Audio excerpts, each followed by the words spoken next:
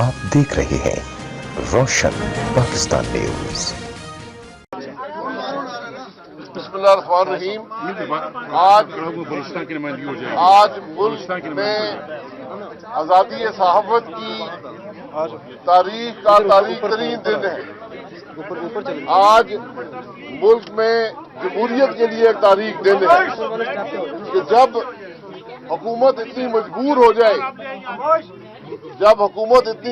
हो जाए, कि वो खुल्लम खुल्ला जो काम पहले रात की तारीकी में होता था, छुप कर होता था, आज वो खुल्लम खुल्ला जब वार आपने सहाफत पे किया है, ये इंशाअल्लाह आपका आखिरी वार होगा।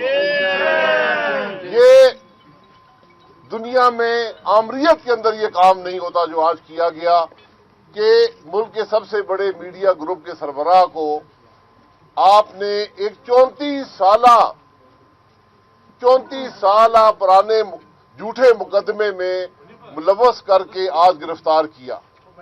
मैंने हमेशा नैब के बारे में बात की है कि ये पॉलिटिकल इंजीनियरिंग का, मुखालफीन को दबाने का और आज सहाफत को दबाने का जरिया बन चुका है।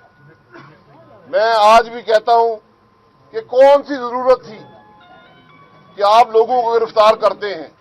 इस्लामाबाद हाई कोर्ट भी पूछता है, आपके पास कोई जवाब नहीं होता।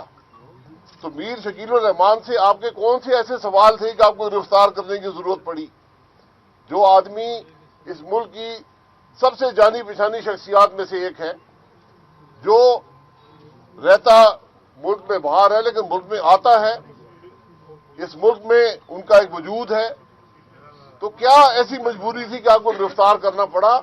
ये सिर्फ ये दिखाना है कि जो बोलेगा उसको हम अंदर कर देंगे।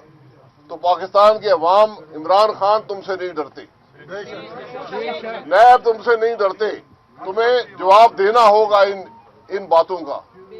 ये इस बात में कोई शुबा नहीं कि ये सिर्फ इसलिए हुआ कि जियो न्यूज और जंग जो थे वो नैब के हकायक अवाम के सामने रखते थे, उन पर दबाव था, पैमरा के जरिए दबाव डाला गया, धमकियां दी गई। मैं ये बात जानता हूं, आप सब ये बात जानते हैं। और आज बदकिस्मती से मुल्क में हकीकत बयान करने की वजह से आज मीर शकीलुर रहमान पाबंद सलासल है। इंशाअल्लाह नहीं रहेंगे, वो तो बाहर आ जाएंगे, लेकिन उनको पाबंद सलासल करने वाले इंशाअल्लाह इन ओहदों पर नहीं रहेंगे। इसलिए मेरी हुकूमत से गुजारिश है कि होश के नाखून लें। आज कोरोना वायरस का मसला पूरे मुल्क में को अपनी लपेट में लेने का मुंतजर है और आप मुल्क के अंदर ये अफरा तफरी पैदा कर रहे हैं। आपने मीर शकीलुर रहमान से पूछना था, आप पूछते, आप बुला के जो क्वेश्चनर दें, जो सवाल करें, कि भागने वाले नहीं है।